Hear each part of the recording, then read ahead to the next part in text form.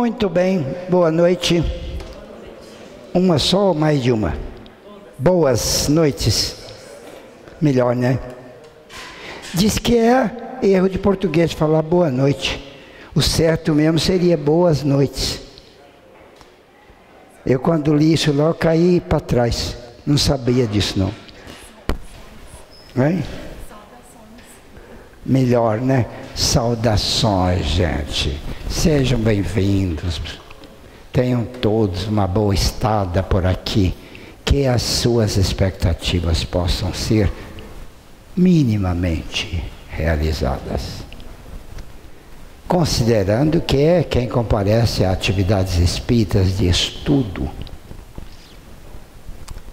está procurando uma elevação pessoal, está procurando argumento, contribuição, motivo para seguir com a vida de modo mais favorável, talvez até mais agradável para os outros. Mas eu não devia procurar mais agradável para mim? Devia, mas só tem um caminho para conseguir isso, é tentando ser mais agradável para os outros. Aí a sua, por consequência, fica melhor. Não é o que você queria?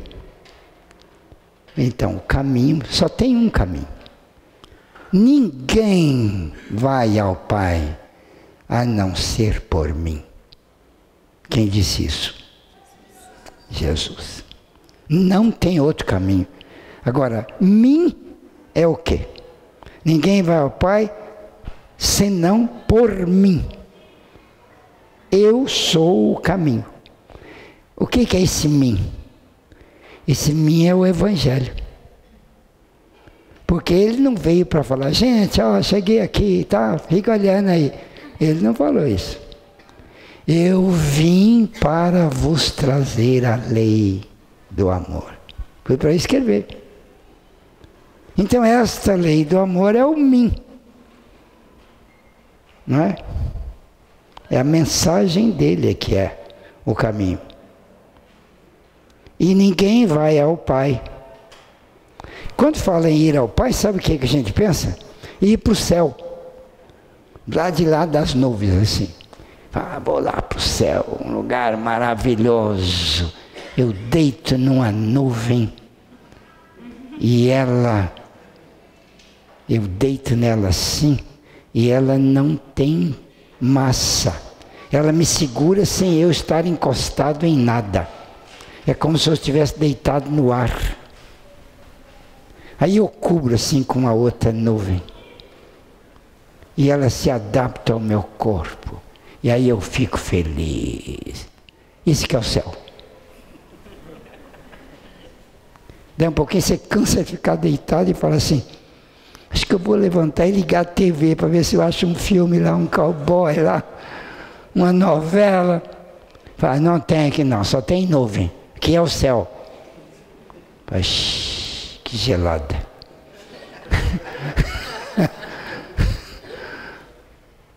Então o céu não é isso, não é um lugar. Ir ao Pai, então, não é ir para o céu. O que seria ir ao Pai? Ninguém vai ao Pai a não ser por mim. O que é ir ao Pai? Pensando nisso, a gente descobre que não sabe, não é? Vai pensando bem, eu não sabia. Eu não sei como é que é esse negócio de ir ao Pai. Ir ao Pai é o quê? Chega lá e fala, Pai, eu aqui, ó. Cheguei, soldado apresentando. Aí o Pai fala assim, que bom que você veio. Senta ali. Fala, por quê? Fala, porque aqui é o céu. Você pode fazer qualquer coisa. Fica aí. Senta ali, ó. Se não quiser sentar, fica em pé ou sai por aí. Fala, mas o que eu vou fazer? Não tem nenhuma TV aqui para passar um futebol, uma coisa. Ou seja, ir ao Pai não é isso. É o que então? O Pai que Jesus falava é a figuração de Deus. E Deus não é uma pessoa. Deus não é um ser.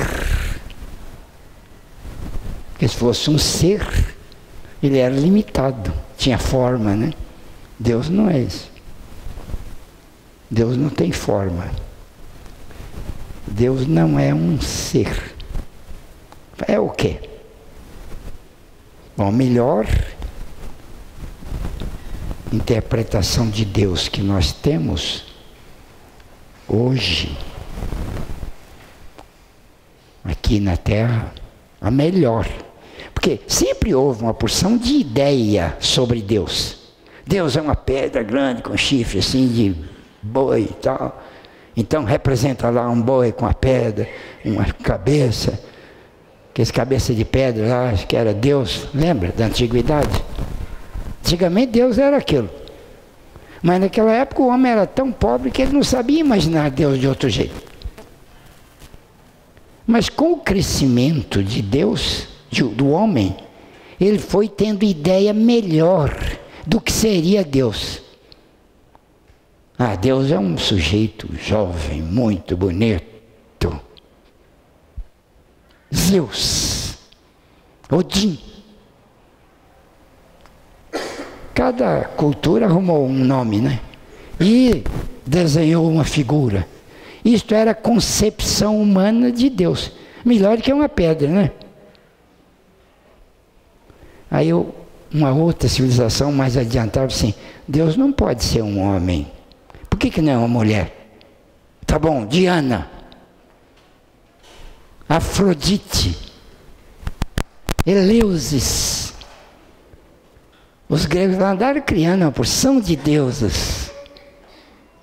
Mas tinha os deuses também. Então eram muitos deuses, porque um só não dá para satisfazer a todos, né? Cada um tem uma ideia diferente.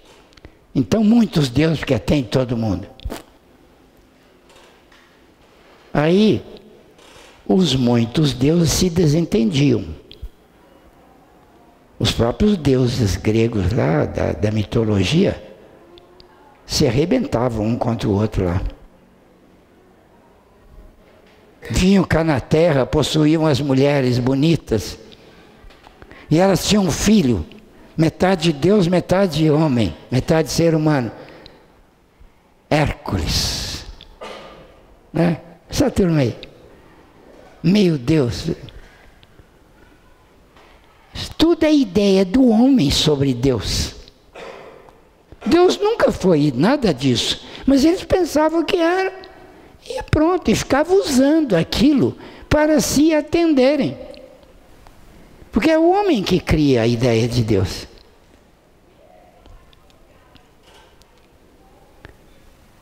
Mas a espiritualidade superior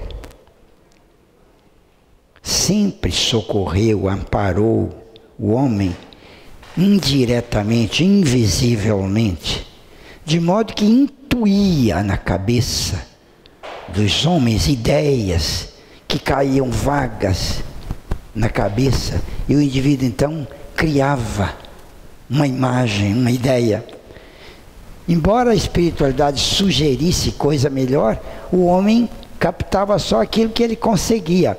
E então o homem criava uma ideia defeituosa, mas recebida. Quando ele recebeu, ela era muito melhor. Mas o tanto que ele conseguiu captar da recepção, fez com que ele interpretasse daquele jeito. E chegou uma hora em que os homens mais adiantados conseguiram captar a ideia de que Deus é um e invisível. Não pode fazer imagem dele. Porque se fizer, sai errado. Você fica fazendo adoração aí para uma estátua de barro que não serve para nada, isso aí é atraso, não faz isso. Então, Abraão, o pai da fé, criador do judaísmo e do islamismo. Vieram do Abrão, as duas crenças. Só que um veio de um filho do Abraão e o outro veio do outro filho. O Abraão teve um filho chamado... Como é que ele chamava mesmo aquele filho? Esse é um. O outro. Esse é o do islamismo. Agora vamos ver o que? Hein?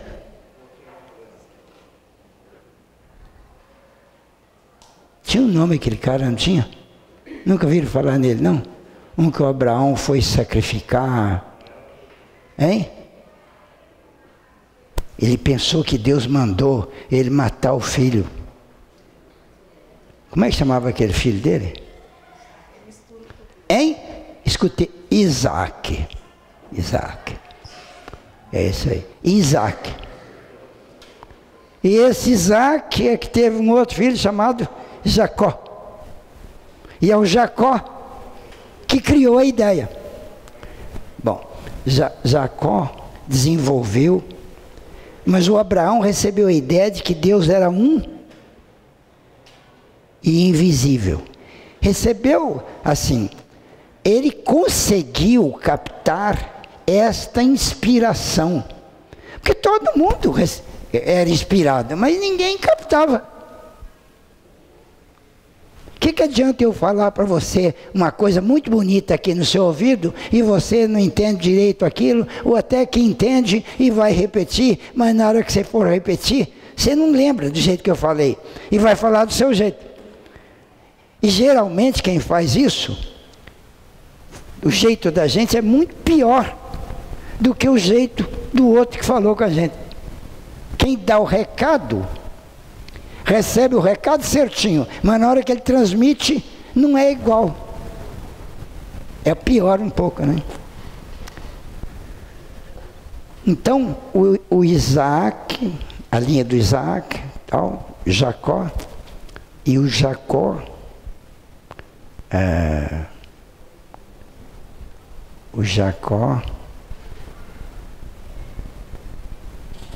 foi a partir do Jacó que teve sequência a ideia do judaísmo.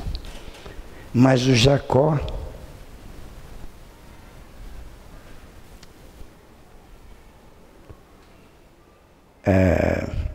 era casado. Naqueles tempos eles tinham muitas mulheres, podia ter.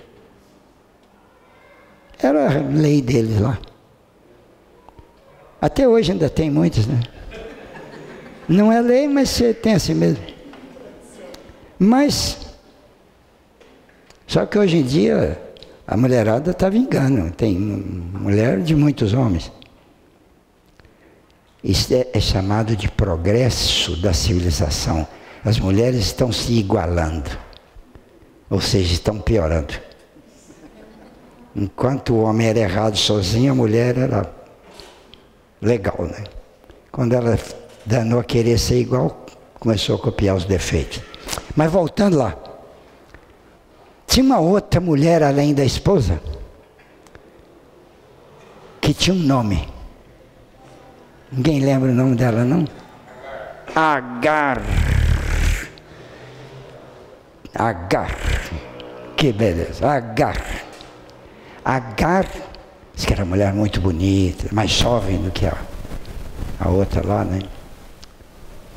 E a Agar teve um filho. Este filho é que é o Ismael, filho de Agar. E a esposa original do Jacó não aceitou isso. E arrumou um jeito de consumir com Ismael. Pelo menos esse menino não vai ficar aqui não. E arrumaram um jeito lá, mandaram matar o menino lá no deserto. Fugir lá para longe e matar o menino. Aí o sujeito que levou chegou lá, ficou com muita pena do menino e deixou ele lá. E ele foi achado pessoas lá do deserto e tal, que o criaram. E esse aí, Ismael, foi embora e desenvolveu uma outra crença diferente daquela que o Jacó desenvolvia. Porque o Jacó deu origem ao judaísmo. E o Ismael, lá adiante, desenvolveu uma crença que é hoje o islamismo. Quer dizer que o islamismo e o judaísmo têm a mesma origem do Abraão, que recebeu a revelação do Deus único. Único e invisível. Esse foi o maior conceito de Deus que houve na humanidade até aquela época. Deus é único e invisível. E os judeus então se desenvolveram até uns 1000 anos depois, ou mais de 1000. Quando apareceu aquele filho do faraó lá, como é que ele chamava? Moisés. Moisés era filho da filha do faraó.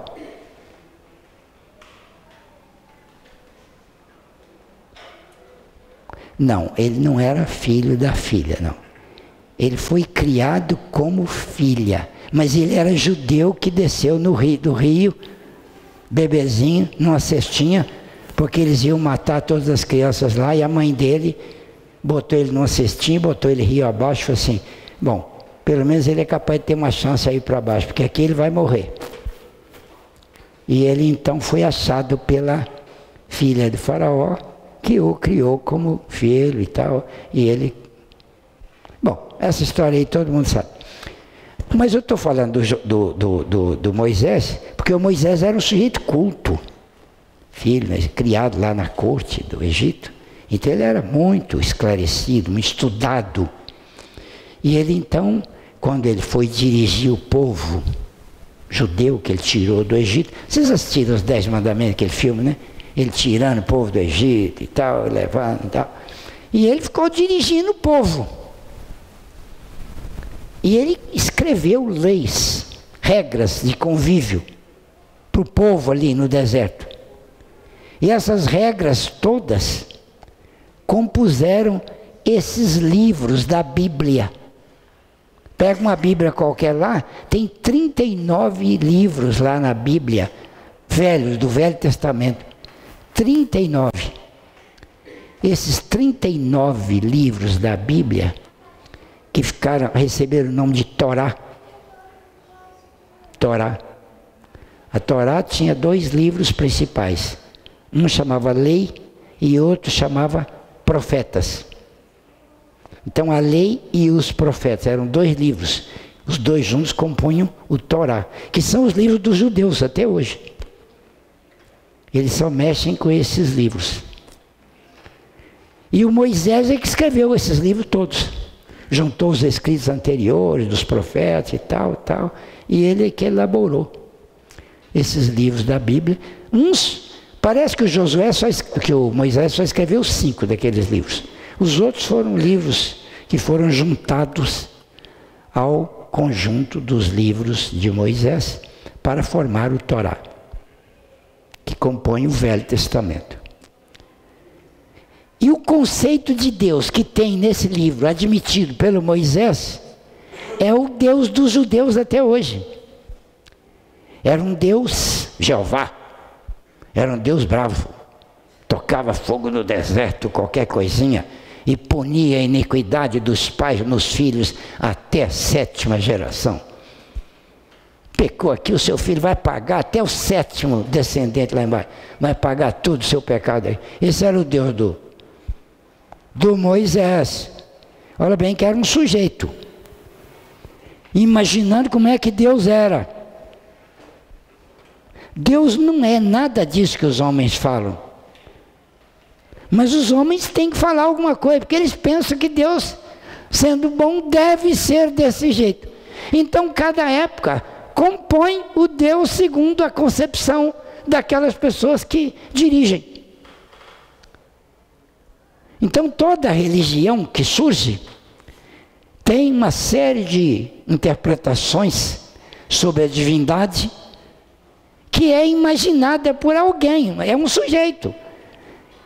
Agora, para ele dar credibilidade para o que ele acha, ele arruma um jeito de dizer que foi Deus que falou com ele. Como Moisés fazia. Ó, Deus apareceu para mim ali e falou tal coisa. Deus nunca apareceu para ninguém. Lá adiante, Jesus, ensinando lá para os discípulos, deixou esclarecido que ninguém jamais viu Deus. Se ninguém viu, Moisés nunca viu, né? Mas o Moisés falava que viu. Eu vi ele, falou para mim, apareceu para mim lá. Isso é para dar credibilidade. Todo sacerdote faz isso. Até médium espírita costuma fazer isso. Médium mais... Quanto mais despreparado, mais faz isso. Só que eles não falam que é Deus, falam que foi um espírito, foi um guia. O guia me falou tal coisa. Por exemplo, ele aí é médium. Como é que vocês chamam?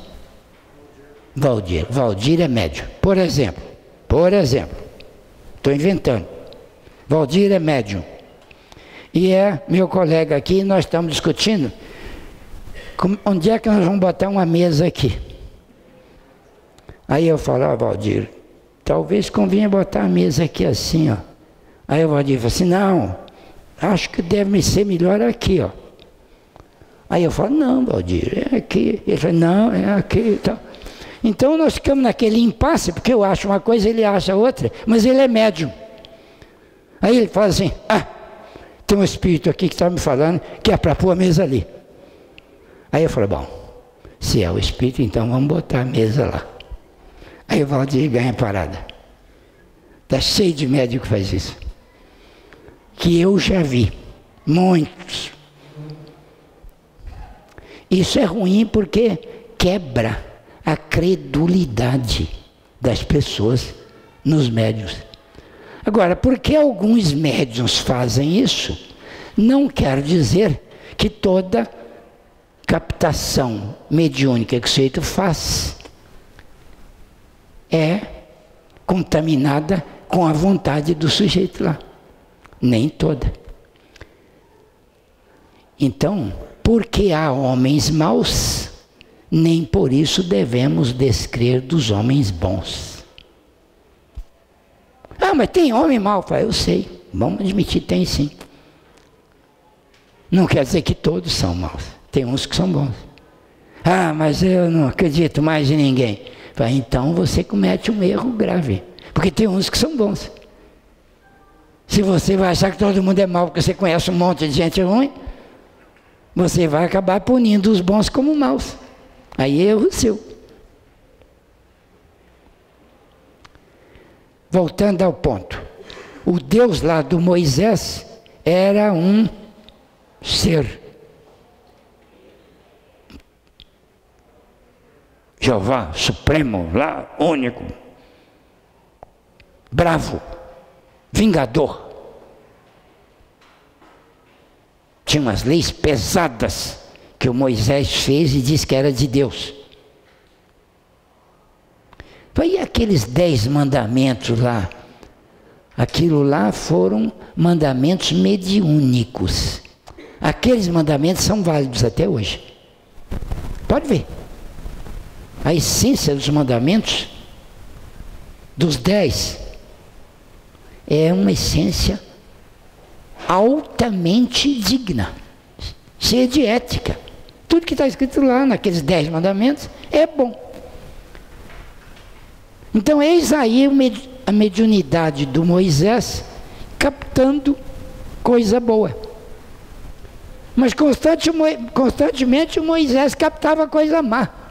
O sujeito aí pecou, corta a cabeça. Aí cortava a cabeça. Você acha que Deus mandou cortar a cabeça?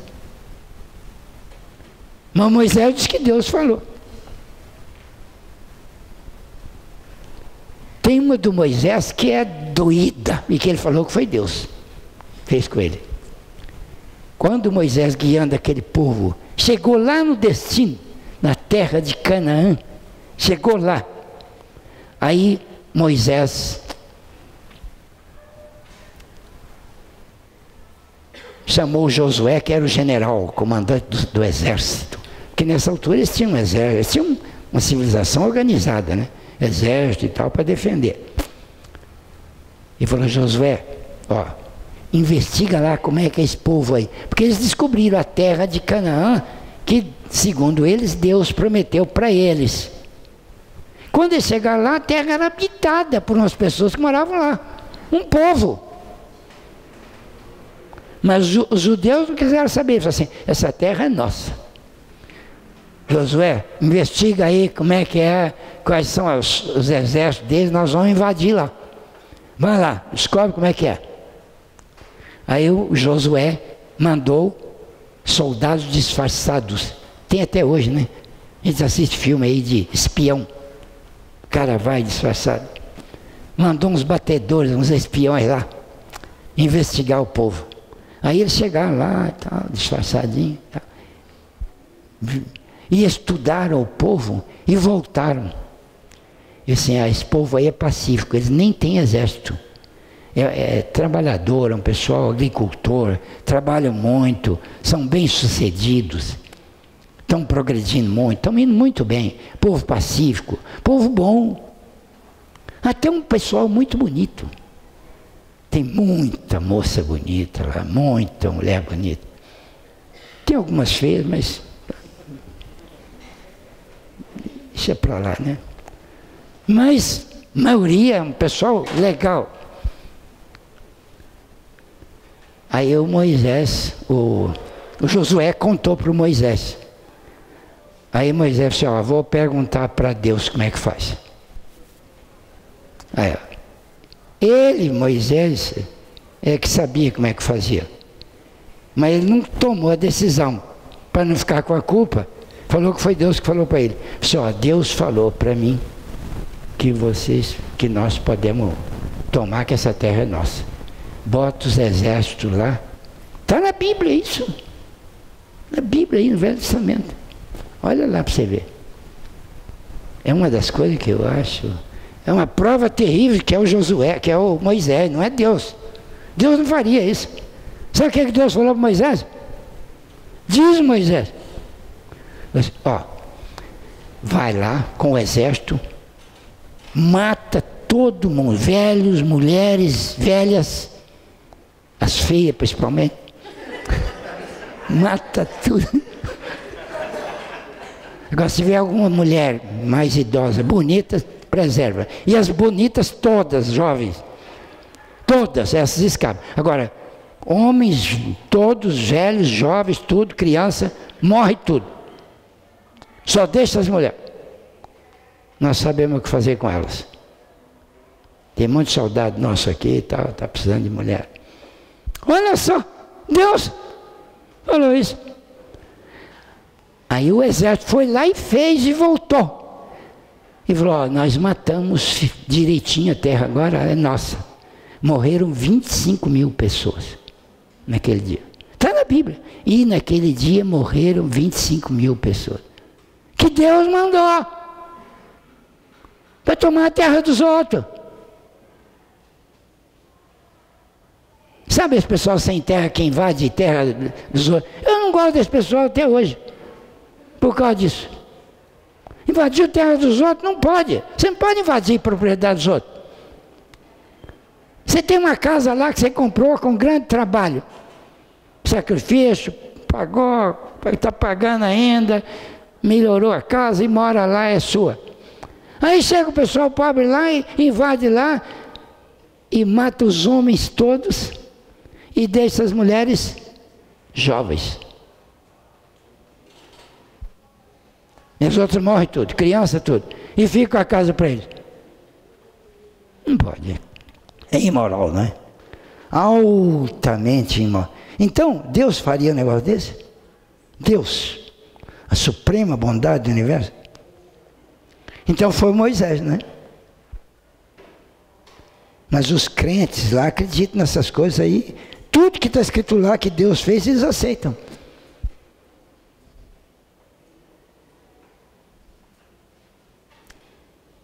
O Velho Testamento. E o conceito de Deus então era olho por olho, dente por dente. É o símbolo do Deus de Moisés. Jeová, Deus dos exércitos. Não gosto dele.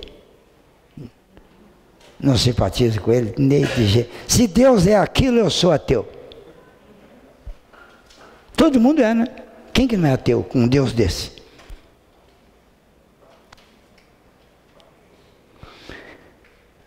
Aí veio Jesus, mais tarde, mais de 1000 anos depois de Moisés. E divulgou uma outra ideia de Deus. Outra. O Pai é a suprema bondade, que jamais dará ao filho que lhe pede um pão, jamais lhe dará uma pedra. O Pai amantíssimo perdoa todas as ofensas e ama imensamente a todas as criaturas. Esse é o Deus de Jesus, Deus Pai, Deus amoroso. É um outro conceito de Deus muito diferente. Mas é um conceito. Porque como é que Deus mesmo é, nós ainda continuamos não sabendo. Nós sabemos como é que Ele faz. Ele é bom. Bom, poderoso. Isso é o que Jesus ensinou, mas não disse o que Deus é. Nunca disse. Passaram mais de 1000 anos depois de Jesus. Quase 2000 anos. Aí veio Allan Kardec. Bom, na época do Allan Kardec, os espíritos, entendendo que a humanidade já estava muito mais adiantada do que há 2000 anos atrás, porque naquela época, lá 2000 anos atrás, Jesus falou um negócio muito significante. Ele pregou para o povo a dignidade moral. Ele pregou, ensinou direitinho como é que é e tal. E quando ele estava esgotando já o que tinha ensinado, ele falou uma frase terrível, bela e muito instrutiva. Ele falou assim, eu vou falar com as minhas palavras, depois com as dele. Com as minhas palavras assim, ó gente, isso com as minhas palavras, Jesus falando, ó gente, vou contar para vocês uma coisa.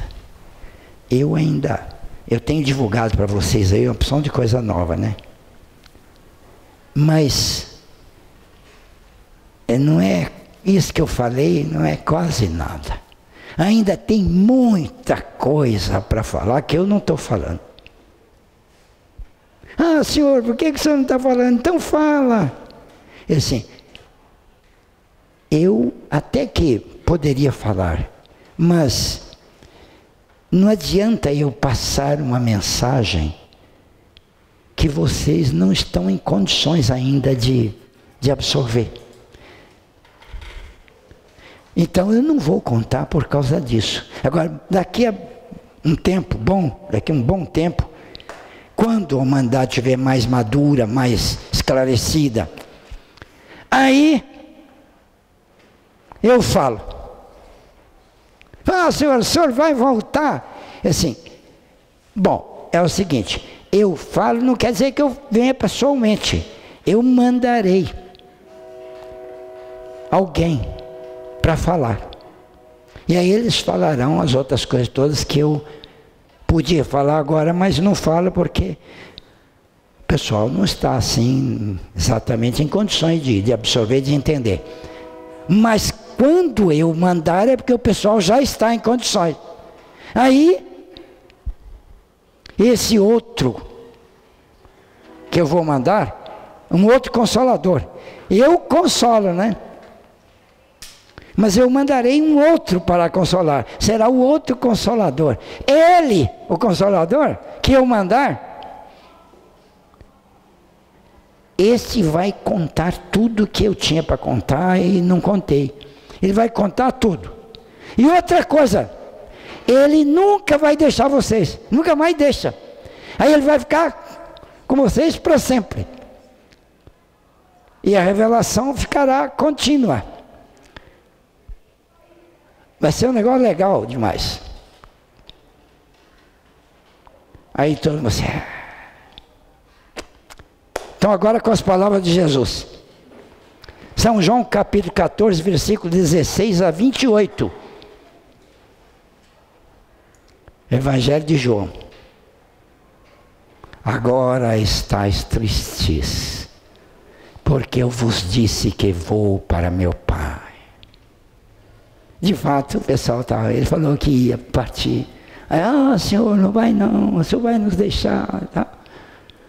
Agora estáis tristes, porque eu vos disse que vou para meu Pai.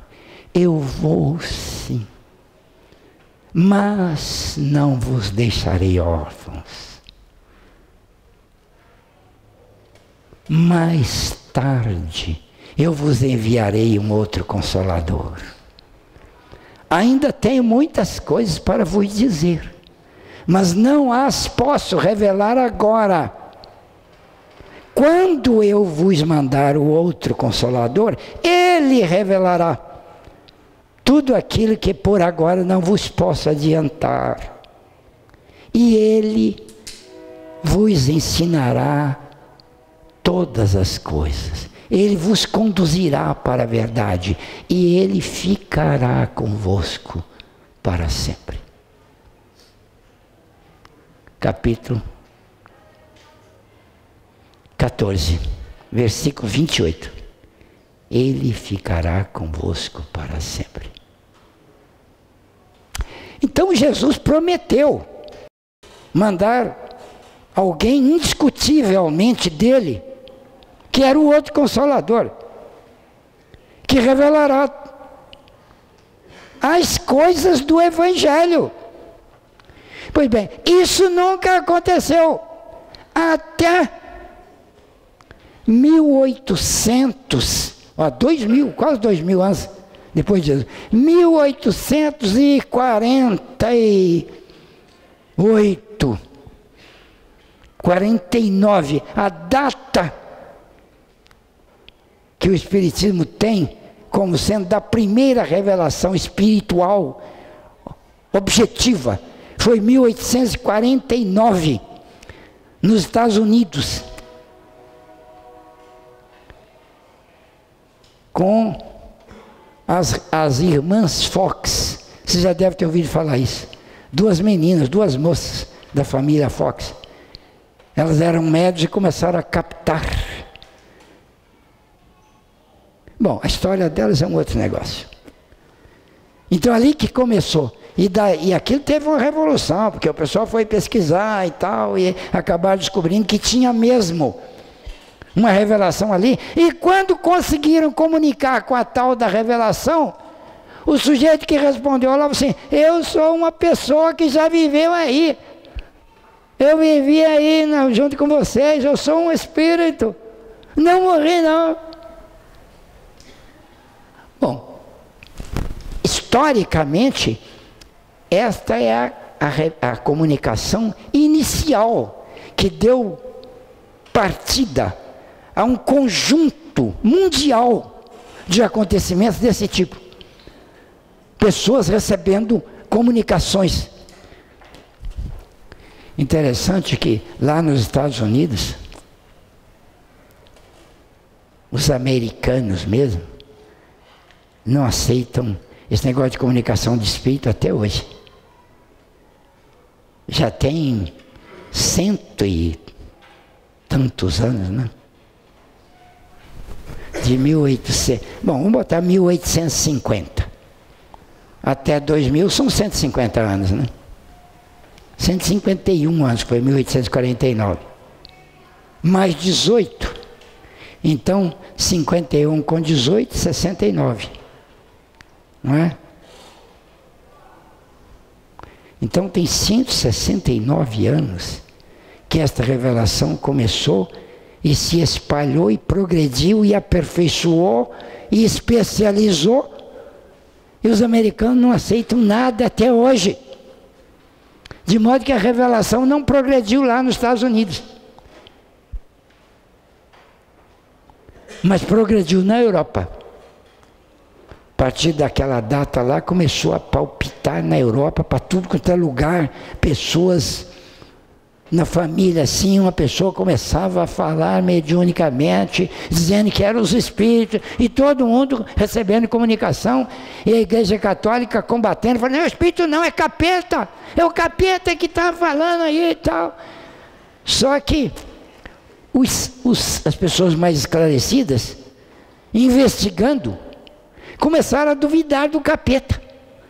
Estão falando que é o capeta, mas o que eles estão falando não é nada capetal. Não tem capetismo na mensagem. Porque a mensagem é muito boa. É amorosa e tal. Como é que é o capeta? Só se o capeta mudou de lado. E a igreja continua, o capeta é muito sabido, Itapeia e tal. E apareceu gente assim, bom, se Deus abriu a porta do inferno e soltou a capetada toda para vir capturar as almas, fala com Deus lá que nós não precisamos de capeta nenhum para ir para o inferno. Sozinho a gente já vai. Nós vivemos num pecado lascado aqui. Desse jeito nós estamos tudo no inferno. Agora solta a capetada toda para recrutar um pessoal que já está quase todo perdido. Como é que faz? Avisa lá que eles não estão sabendo. Porque esse capeta que está comunicando aqui não está levando ninguém para o inferno. Está falando aqui para você tomar cuidado, porque Jesus falou a coisa certa. É Jesus é que há. É Jesus é que há. E a mensagem desses espíritos foi sempre de alto nível. Nunca houve. Agora, olha aqui. A mensagem estudada e analisada. Porque todo mundo recebeu mensagem. Era preciso de ter alguém com cultura e com dignidade moral grande para poder avaliar os conteúdos e separar as mensagens. Porque todo mundo está recebendo. Tem umas mensagens que não prestam para nada. E tem outras que são ótimas. Precisava de alguém fazer isso. E foi aí que entrou Allan Kardec. Que não era chamado Allan Kardec.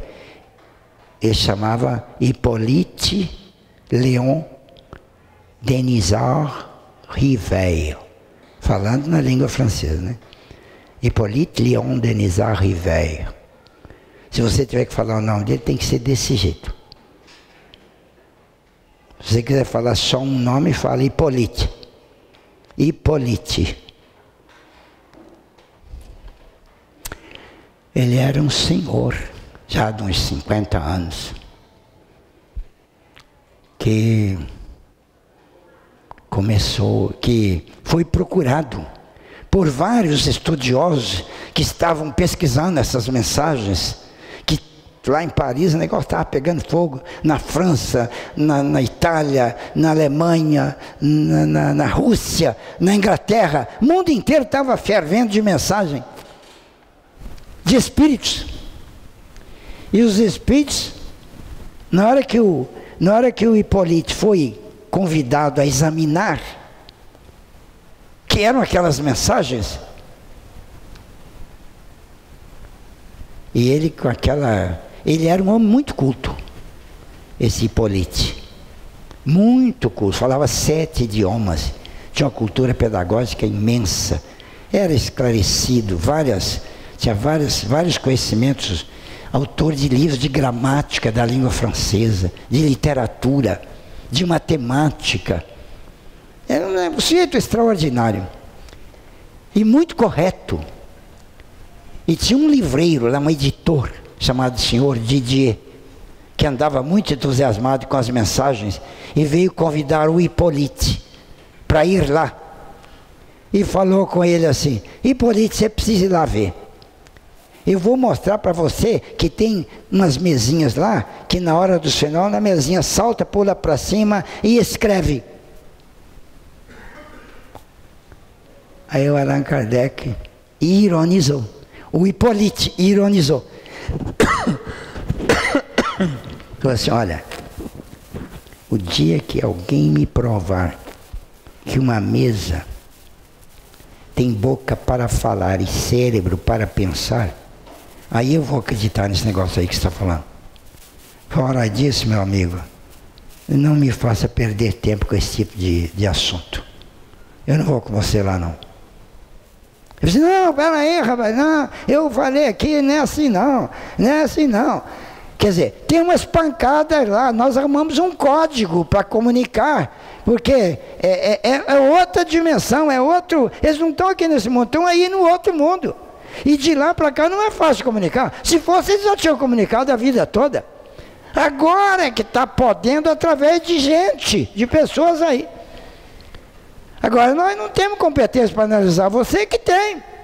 Eu não peço você para acreditar em nada, só peço você para examinar. E senão eu vou com você. Aí o Didier, que era um cara meio engraçado, né, meio brincalhão, e meio ingênuo, já bateu logo nas costas dele assim, você vai ser um dos nossos, caboclo. Sabe o que o Hippolyte respondeu? Não digo que não. Adoro essa resposta. Porque se fosse comigo, você, vai saindo, você já quer me doutrinar, você nem vê o trem. Não vou aceitar essa porcaria de estranho seu, não. Se fosse comigo, né? Deixa eu ver lá, só. Agora quer me... né? Antes de eu ver, você já quer me... Não é isso que você falaria? Agora, sabe o que ele falou? Não digo que não. Quer dizer, não tenho medo nenhum de aderir a isso. Mas se você soubesse como eu sou difícil de aderir, mas sou neutro, não sou preconcebido. Vou examinar sem preconceito. E chegou lá e foi examinar. Examinou vários dias, uma semana inteira. 15 dias depois de examinar, o Didier, doido para ele dar uma opinião, falou assim, o que você acha? Ele disse, aqui tem alguma coisa séria, que é preciso investigar. Esse é o cientista. Pensa que ele foi, não, nossa, os espíritos chegaram. Não, o que é isso? Eu tenho um primo que é assim. É entusiasmado, igual o cavalo na toleira, né? Enfia o peito lá, tola até aqui. Não é assim não, rapaz. Examina. E ele gastou 3 anos examinando. Ele examinou, aí, como ele estava examinando, e lá um sujeito culto, esclarecido, né? Com pessoas ajudando e tal, e tal. E aí, espalhou a notícia que ele estava examinando. Aí, o mundo esclarecido todo começou a mandar mensagens para lá, para ele examinar. E ele examinou tudo, catalogou aquelas mensagens, classificou, botou em ordem, fez perguntas novas, conversou com os espíritos, aperfeiçoou um jeito melhor de entrar em contato com os espíritos do que esse negócio de mesa que levanta e bate. Não, ele botou uma cestinha que dava umas pancadinhas, depois arrumou um lápis, botou na cestinha, amarrou um lápis na cestinha, ao invés de cestinha dar pancada, ela pôs um alfabeto assim, ó, a cestinha vai nas letras. Depois ele falou assim, olha, a cestinha depende de gente que põe o dedo nela. Então nós podemos dispensar a cestinha e botar o lápis na mão da pessoa que está tendo esse poder aí de movimentar a cestinha, que é o médium. Aí botou o lápis na mão do médium e o lápis escrevia, usando a força do médium. Sem o médium, o lápis não escrevia. Quer dizer que precisa do espírito e precisa do sujeito aqui, que é o médium. Aí o lápis, com isso ele entrou em contato com os espíritos. E aí os espíritos falam assim, Aí vieram espíritos de alto nível, né? Alto nível. Responder as mensagens, as perguntas e tudo mais. Já que do lado de cá era organizado e sério, do lado de lá sempre foi organizado e sério. Aí então vieram espíritos de nível conversar com ele. Porque ele não estava conversando, quero saber que número que vai dar na cena aí e tal. Na corrida de cavalo, qual é o cavalo que vai chegar em primeiro lugar? Eu quero fazer uma aposta. O papo dele não era esse. Ou a prima dele falou assim, pergunta lá, ô Hipólite, se os espíritos viram o moço que vai casar comigo aí e tal. Estou aqui esperando, não aparece ninguém. Quando é que vai chegar o rapaz aí? Não era esse tipo de conversa. Era sério.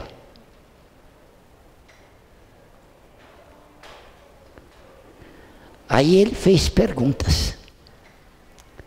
E fez perguntas e obteve respostas. Respostas assinadas por São Luís, por Sócrates, por Galileu, por uma série de pessoas que foram da cultura mundial, aí para os anos anteriores, todos, filósofos, astrônomos, professores, gente culta, cientistas. 18 espíritos de alto nível se comunicaram com Allan Kardec ali, na orientação da obra. Mas é interessante que ele fala assim, mas quem é que está aqui respondendo pergunta? Já sei que são os espíritos que moraram aqui nesse mundo, mas por quê? Por que agora? Por que não vieram antes? Assim, consulta o Evangelho de Jesus lá, São João capítulo 14, versículo 16. Você vai ver quem é que está aqui e por quê. Nós viemos a mandado de Jesus, nós somos o Consolador prometido. São João capítulo 14, versículo 16. O Consolador. Mais tarde vos enviarei um outro Consolador, que virá em meu nome esclarecer todas as coisas. O que os Espíritos falaram é tudo em cima do que Jesus falou. O Espiritismo não tem nenhuma informação fora do Evangelho. Ou seja, o que interessa mesmo é que as pessoas saibam o que é que Jesus ensinou. Porque o que ele ensinou é suficiente, não precisava ter vindo mais ninguém para ensinar. Ele ensinou tudo. Agora, aquilo que ele ensinou foi mudado, foi alterado pelos cristãos depois da morte de Jesus. Os cristãos, na ânsia de divulgar e tal, eles foram se adaptando aos costumes locais, ao paganismo. Era cheio de religião pagã por ali. Os templos pagãos cheios de gente lá, aqueles templos bonitos, com aquelas estátuas de deuses lá. E os cristãos logo começaram a imitar, né? Para atrair gente. Nós temos a mensagem de Jesus, mas vamos arrumar uma roupa para nós. Vamos organizar a gente aqui na forma de sacerdócio. Aí os cristãos começaram a inventar isso. No tempo de Jesus não tinha nada disso. Mas os cristãos foram... Na hora que chegou no 3º século, o cristianismo já estava materializado. Ou seja, herdou, captou as informações dos tempos pagãos. Já tinha agora estátuas, imagens, não de deuses, mas dos apóstolos, de São Pedro, né? Imagem de Jesus crucificado. Jesus não queria isso, mas eles, os cristãos, para homenagear, coitados, né? Eles não fizeram por mal, mas fizeram um mal, porque eles materializaram a religião de Jesus. Porque a religião de Jesus era só o amor ao próximo, era só isso. E os cristãos mudaram para um monte de outras coisas. Quando veio o Consolador, só, nada daquilo lá faz parte do que Jesus ensinou. De modo que nós não vamos falar mal, mas não vamos mexer com isso. Aqui entre nós não tem isso. Tanto que no centro espírita, está escrito nos livros, não tem figura, não tem imagem. Na sala de estudos espíritas não tem nem frase escrita na parede. Eu aqui tomo um cuidado danado para não ter imagem. Às vezes eles botam Jesus lá, não pode pôr. Por que não? Porque nossa crença não é baseada em imagem. Nem Jesus, não. Jesus, no tempo de Jesus não tinha, por que nós vamos ter hoje? Ele não criou isso. Vamos batizar as pessoas assim? Não. Por que não? Jesus não batizou ninguém, não mandou batizar. A pessoa tem que entender o amor ao próximo e é só isso. Não tem que batizar para ficar salvo. Batizar é uma providência humana. Pega o cara, veste uma roupa nele, traz ele para cá, senta ele ali, passa sal na testa dele, joga água na cabeça dele e ele está salvo. Onde é que você leu isso no Evangelho? Vai lá no Evangelho e vê se tem isso. Aí casamento religioso. Jesus não fez casamento nenhum. Não tem. Mas como é que faz com os filhos da gente? Casa na lei. O que é casamento? Sabe para que essa droga de casamento? Sabe para quê? Isso é para legalizar a posição dos dois caras que estão casando. Isso é o cartório que faz. A religião não tem que mexer com isso. Imagine que eu dou uma de sacerdote aqui e as pessoas casam. E os colegas nossos aqui que às vezes não sabem disso e resolvem casar e vêm me falar. Fala, como é que a gente casa? Você faz para nós? E falei, está brincando? Fala, mãe, como é que faz? Então eu fico aqui, na hora de casar eu vou lá no padre. Falei, querido, quem falou para você que você tem que casar na igreja? Na religião. Casamento no cartório. Faz uma festa do cão lá de grande. Lá no cartório. Você quer fazer festa? Vai, aluga um salão aí. Manda como é que chama o cara que casa a gente lá? Escrivão. O escrivão, né? O escrivão lá do cartório, ele vem. A minha filha foi casar, sabe o que eu fiz? Eu aluguei uma chácara aqui, ó. Aqui perto. Aí ela disse, pai, eu quero todo mundo de chapéu. Eu falei, bota lá, vai, prepara aí, vê aí, vai. Ela, os padrinhos, tudo de um vestido, 10 padrinhos, 10 madrinhas. Eu falei, filho, não é um só, não? Eu falei, não, 10. 10, vai ficar bonito. Eu falei, pode pôr até 80. Não tem nada a ver com o espiritismo mesmo. Pai, você faz o pé. Eu falei, nem sonhar com pressa, esse espírito está brincando. Nós vamos agora botar religião em cima do casamento. Não tem isso não. Mas como é que faz? Eu quero... Reza em casa. O cara reza lá, você reza aqui, aí vão casar lá. Ora essa. O casamento significa algum poder religioso de alguém? Está brincando? Nós temos poder para mexer na espiritualidade de alguém? Você tem que tomar cuidado se você ama. Se você, esse negócio de casar é entre você, o seu namorado e Deus.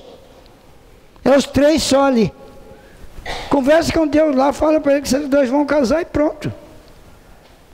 Estão amando, estão querendo morar junto, casar e tal. Legaliza socialmente. Porque isso é importante, legalizar. Para tranquilidade e para estabelecer a lei da distribuição das heranças ali, ó. É para isso, é coisa mundana aqui. É o cartório mesmo que mexe com isso. Casamento da minha filha, todo mundo lá, e ela vestiu de noiva, um vestido comprido e tal, e veio, tudo quanto é truque que ela quis, tinha lá. Todo mundo de chapéu, umas damas, aquele chapéu bonito. E entrou, tocou a valsa de Mozart lá, né? A valsa nupcial de Mozart, de Wagner, né? De Richard Wagner. Wagner, né? Aí tocou, e ela entrou. E aí o escrivão lá, ele sabia que ia ter uma festa, ele veio bonito também, né? bem trajadinho. Porque senão ele está em manga de camisa lá. Esse é o casamento. Tem que ter casamento religioso.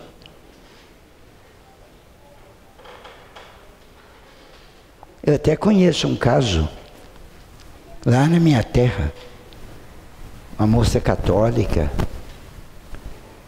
muito católica, família católica, e o pai muito rico. E na hora de fazer o casamento na igreja, padre não serve. Casamento de rico é de bispo para cima que faz. Aí veio o bispo da arquidiocese de Belo Horizonte, né? Veio de lá fazer o casamento dos ricos.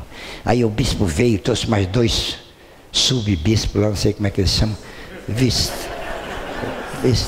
trouxe mais 2 vestidos com aquelas roupas parecidas com bispo, mas não é um bonito casamento, mas que casamento chique, puseram coisa na igreja, flor para eles pisarem. Eu pus tudo flor lá na chácara da minha filha. Eu botei umas flores aqui para pisar. Flor tem aqui no mato, a gente pega aqui, ó. Tem nada a ver com religião isso aí. Enfeitaram, e o bispo fez o casamento e bateu no sino, e aquela coisa e tal, aquela pompa, né? E o bispo abençoou. Diz que se a igreja não abençoar, o casal não está abençoado, né? Então o bispo, bênção de bispo vale mais do que bênção de padre, né? Muito mais, que bispo é troço. Então o bispo abençoou, o casamento está garantido. Garantido. Feliz para sempre, né? Porque o bispo, autoridade subceleste, então, dali para lá, é bispo. Tudo é coisa de o homem que é besta, né? Os homens que inventaram esse negócio, criaram essas coisas aí. Aí, casaram, foram passar a lua de mel, não sei aonde.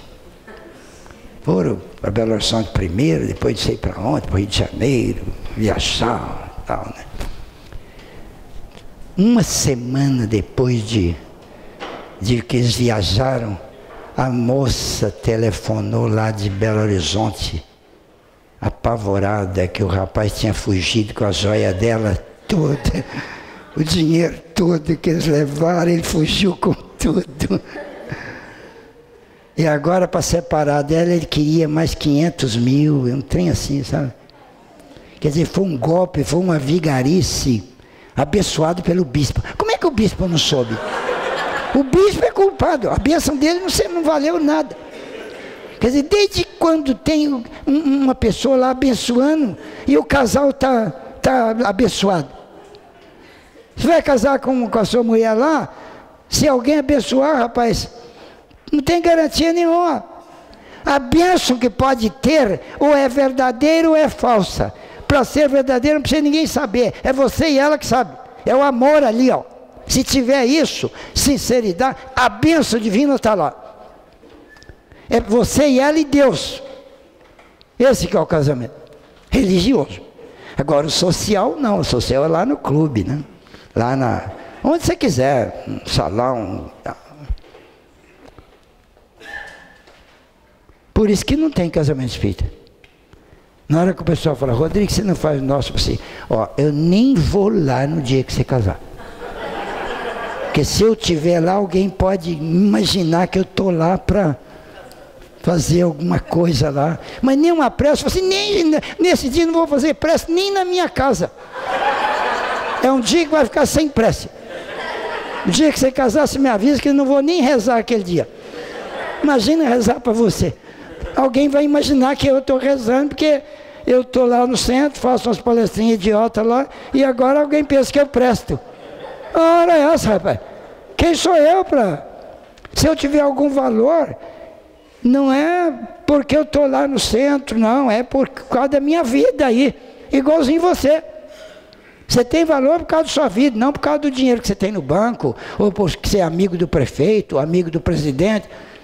Falar em presidente, os nossos presidentes que tem tido por aí, presidente da República, uns vigaristas danados, ladrão, sem vergonha, fora gastando dinheiro do Brasil aí.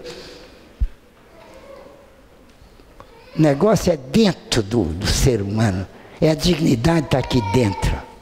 Ou está ou não está. Se está, não precisa ninguém te abençoar. Deus sabe. Aliás, Deus está abençoando todo mundo. O indivíduo capta ou não capta a benção divina. Para você captar, você tem que ser digno. Aí capta. Não é que Deus abençoa só aqueles. Não. Deus abençoa todo mundo. Mas se você estiver fora da lei, a bênção que Deus mandou não acerta em você. Ela cai, mas vaza para o chão. Que você não merece, ela não entra. Se você quer viver na dignidade divina, você tem que viver vida reta, vida boa, vida tranquila. Você tem que entender e aderir ao esforço. Você não precisa ser santo, mas precisa ser sincero no seu esforço de tentar ser melhor. É isso aqui, já está abençoado.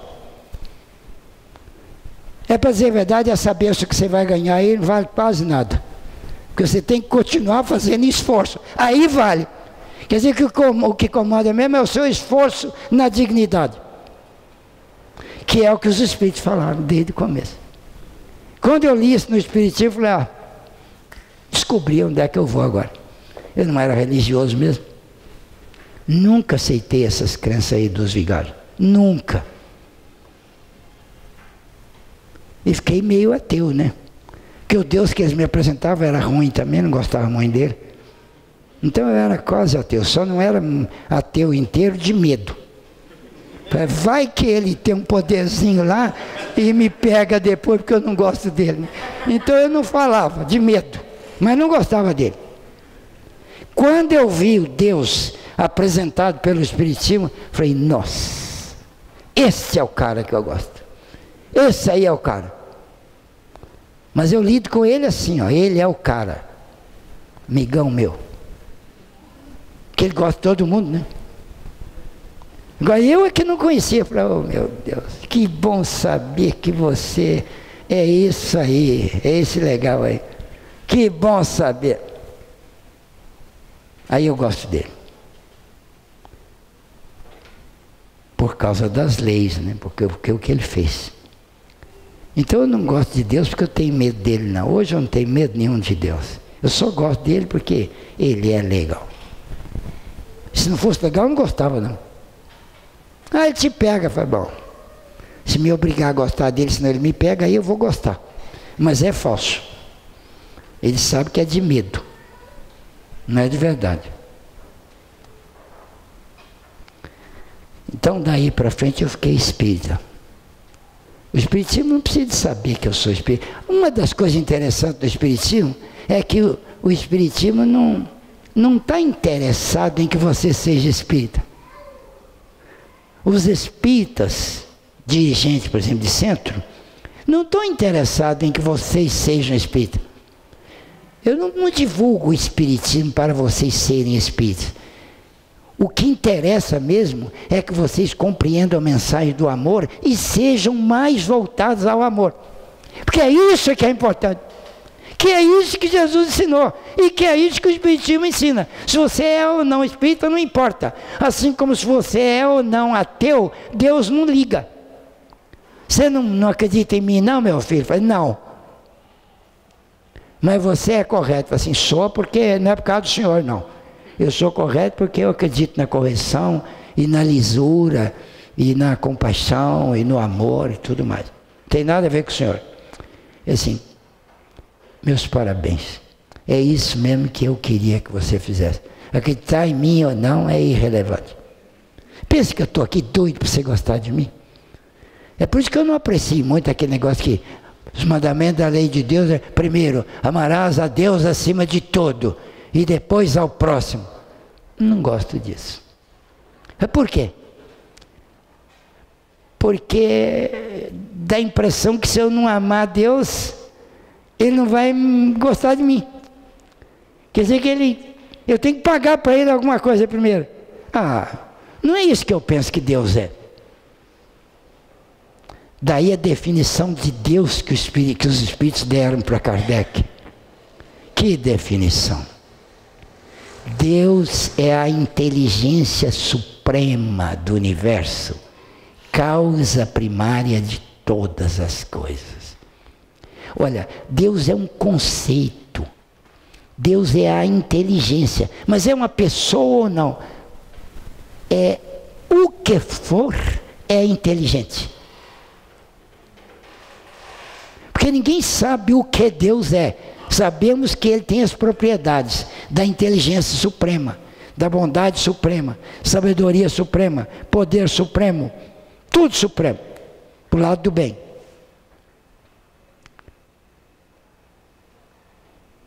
Isso é Deus. Gosto desse cara, viu? Gosto desse cara. Ele não está querendo nada de mim, nada. Ele só me ama. Ele me conhece. Eu nem gosto dele. Mas ele gosta de você. Mesmo sabendo que eu não gosto dele, você começando a gostar dele, viu? Ele é legal demais. Ou seja, Deus é um conceito que nós precisamos dele. Você não pode viver sem um conceito de que tem uma suprema inteligência comandando tudo. Tem uns caras aí na televisão que fazem palestra no YouTube, lá na internet.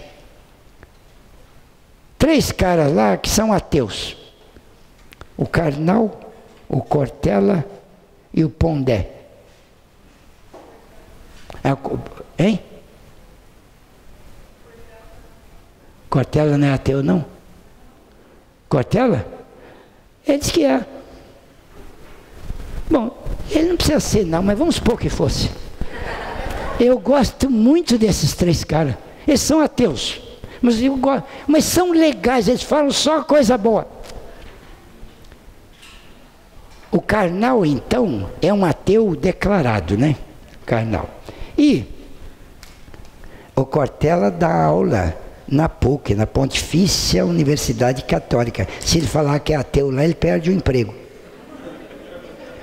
Acho que é por isso que ele fala que não é. Mas que ele é. Agora os outros 2 dão aula na Unicamp. Então eles não precisam de ter medo de perder o emprego lá, sendo ateus. Então eles são ateus. Aí perguntaram para o canal, por que o senhor é ateu?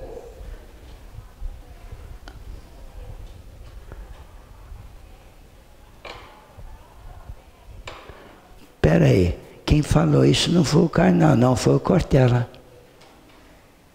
Você está dizendo que ele não é ateu, né? Sabe o que ele falou?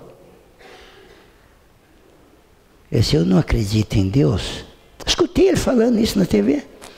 Porque se Deus existisse, como é que o mundo era uma droga do jeito que é? Se ele não ia... Deus não é Deus e não existe e não é bom, como é que o mundo é essa droga? Eu tive uma vontade de conversar com ele. Falei, peraí, vem cá, me dá 5 minutos para explicar para o senhor por que o mundo é uma droga e Deus ainda existe. E bem, quem que falou para o senhor que o mundo é uma droga? O senhor está generalizando muito. O mundo não é uma droga, não. O mundo é um hospital, é escola. Aqui é cheio de gente ignorante precisando de escola. E gente doente precisando de hospital. Então o mundo é hospital, escola. O senhor acha que Deus errou por causa disso? Botando os doentes no hospital para tratar e os ignorantes na escola para aprender? E Deus errou. O senhor não conhece a essência que o Espiritismo conseguiu mostrar sobre o que Deus é. Porque se o senhor conhecer, o senhor não era ateu. Eu era ateu, só não era mesmo porque eu tinha medo. Mas era, né? No fundo era. Porque aquele Deus lá eu não gostava dele. Agora, esse Deus que o Espiritismo apresentou, não precisa de ninguém eu gosto dele. Você acredita em Deus? Eu falei, não tem que crer, não. Eu gosto do cara, ele existe. Ele está lá, ele precisa existir. Está lá. Tenho certeza que existe. Está diferente. É muito. Então o Cortella, o Pondé, o Karnal, essa turma aí, se eles soubessem disso, eles não eram ateus. Eles só são ateus porque o Deus que eles conhecem é uma droga. Então eles não aceitam esse Deus. Estão certos. Estão certos.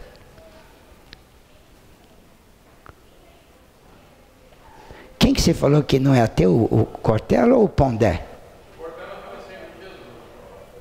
Não, o Karnal também fala. O Karnal conhece a Bíblia muito mais do que eu. Muito mais, rapaz. Ele conhece profundamente a Bíblia, lá, o Karnal.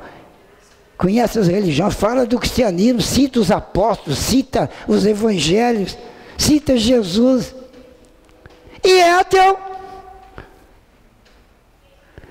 Por que ele é ateu? Porque ele não sabe certas coisas sobre a existência da vida e tudo mais. Que o Espiritismo explicou, mas ele não se deu o luxo de investigar isso direitinho. Ele conhece o Espiritismo assim por alto. Ele fala que conhece bem. Fala, bem, o senhor não conhece. Conhecer por alto é pior do que não saber nada. Porque o cara que conhece por alto pensa que conhece bem. E não conhece bem. Então ele se engana muito. Ele usa os conceitos preconcebidos que ele tem para interpretar os poucos conceitos que ele conhece. Não dá, né? Preconcebido. Então, gente, com esse tipo de informação, a gente tem condições de viver com mais segurança, com mais tranquilidade. Você pousa a cabeça no travesseiro sem medo, com segurança. Desde que eu entrei no Espiritismo, minha vida mudou totalmente. Nem entrei no Espiritismo não, porque o Espiritismo não está me ajudando assim não. O que me ajuda é a mensagem que eu entendi lá e mudei o meu modo de conceber as coisas. É isso que me ajuda. Desde que eu passei a entender desse jeito, a minha vida mudou para melhor, muito melhor. Primeira coisa que me deu de alegria é perder o medo da morte. E a segunda é perder o medo do capeta. Porque eu antes tinha um medo de capeta que você nem imagina. Porque o capeta é terrível, rapaz. O homem está solto por aí, tem um poder danado e é invisível. E entra dentro da cabeça da gente. Como é que você vai lutar com um cara desse? Tinha um medo danado de capeta. Quando o Espiritismo matou o capeta para mim, quer dizer, mostrou que não existe capeta. Existe um homem mau, encarnado ou desencarnado. Quer dizer, um sujeito muito mau, ele cria um inferno para ele e para os outros com quem ele convive. Esse é o capeta, que é um homem mau. Aí sim eu aceito isso bem. E a minha vida mudou para melhor. E eu queria muito que a sua mudasse também para melhor. Eu conheço um monte de gente que, na medida que foi descobrindo isso, a vida delas foi mudando para melhor. Está cheio de gente assim. Na medida que vai descobrindo e fala, puxa, então é assim, puxa a vida, tirou um peso, muda para melhor. Eu acredito que vocês todos aqui estão dentro dessa faixa. Se eventualmente algum não está, porque ainda não conhece direitinho. Mas na hora que conhecer direitinho, vai ver que a sua vida melhora, porque você muda o seu conceito de mundo. Muda tudo. E aí os espíritas fundam comunidades locais, assim como este centro aqui, onde a gente convive com os companheiros num clima de muita afetividade verdadeira. Eu não quero casar com você, mas quero viver perto de você, porque a sua presença é gostosa para a minha pessoa, e eu tento fazer a minha pessoa gostosa para a sua presença.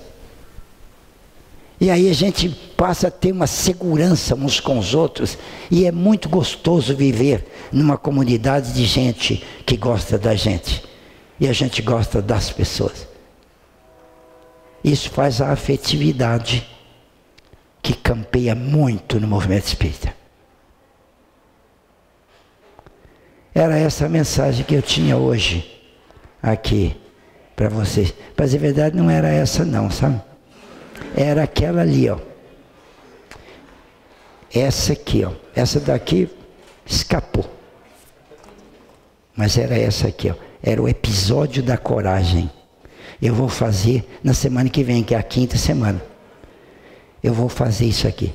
Mostrar o que é coragem e onde é que a coragem deve ser aplicada. Mas segundo a espiritualidade. É uma série de conceitos dos espíritos que eu selecionei para mostrar onde que é a coragem. Vou só dar um exemplo. A coragem de ter fé. Sabia que para você ter fé você precisa de coragem? Não sabia não, para mim fé é um negócio que a gente tem e daí passa a aceitar. Falei, não, fé é um negócio que você vai chegar lá, mas primeiro você precisa ter coragem. Falei, é? Aqui é Emmanuel falando. Coragem da fé. Suportar humilhações e agravos sem deteriorar a imagem dos adversários. Ai, como dói. Eu suportar humilhação e agravo sem deteriorar a imagem do cara lá? Não faço isso. Se o cara me humilhar e arrebentar comigo, eu saio falando mal dele. Então você não tem coragem da fé. Mas é isso? Então eu não posso deteriorar a imagem de ninguém. Nem dos que deterioram a minha imagem. Nem daqueles que me humilham e fazem perversos agravos contra mim. Nem deles eu não posso deteriorar a imagem. Não é brigar com eles, não. É longe deles falar mal, deteriorar a imagem deles. Isso é coragem da fé. Você quer ter coragem da fé? Fala, quero, mas isso aí, eu não sei se dá para fazer. Fala, você tem que saber o que é que tem que fazer. Daí o esforço é seu. Ou faz ou não faz, mas você pelo menos sabe o que é o esforço. Fala, puxa vida, isso que é coragem da fé? É muito difícil. Você, Você não quer aprender? Eu quero aprender. Fala, tá bom, então volta na semana que vem, que vai ser isso aqui. E por hoje, um abraço a todos, vão com Deus, ótimo regresso aos seus lares hoje. Quando voltarem, vão abençoando por aí.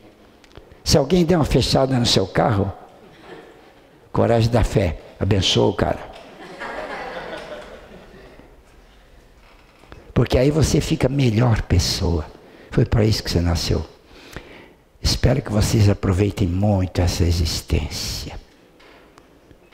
Está no tempo, aí vocês estão vivendo aqui para aperfeiçoar a sua vivência. Espero que consigam. Se nós conseguirmos, nós vamos melhorar o mundo todo. Melhorando a gente. Vão com Deus. Obrigado. Até mais.